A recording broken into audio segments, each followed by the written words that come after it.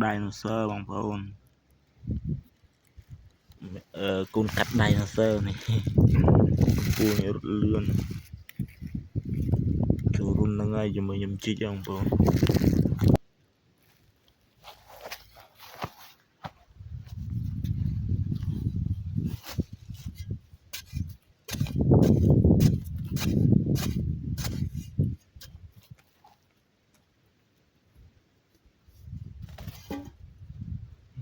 lươn bang phôn ơi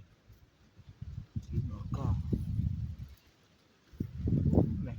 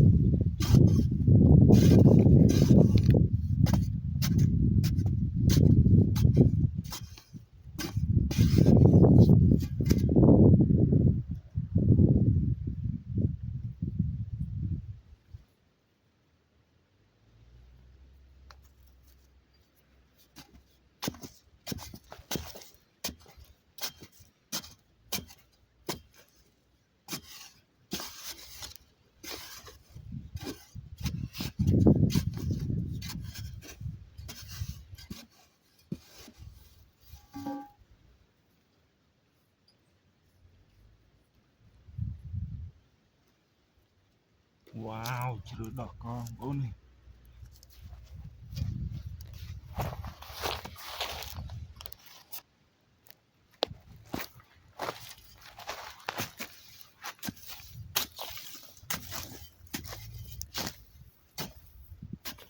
chưa bang phôn là đi lăng của mày kia này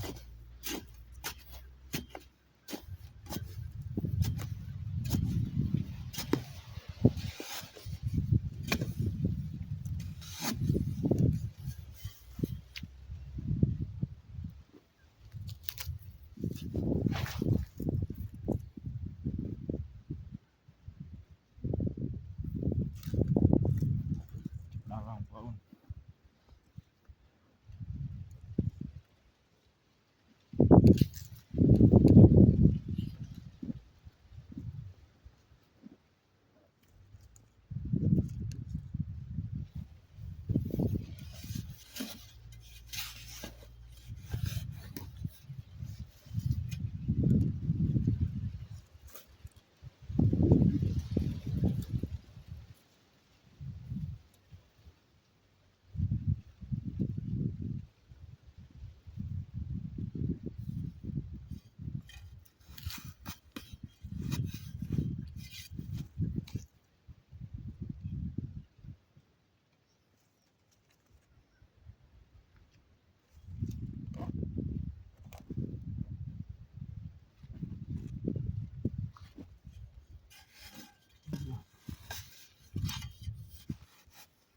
cái nòng cái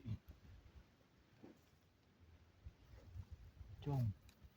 chừng tơ của con phi máy này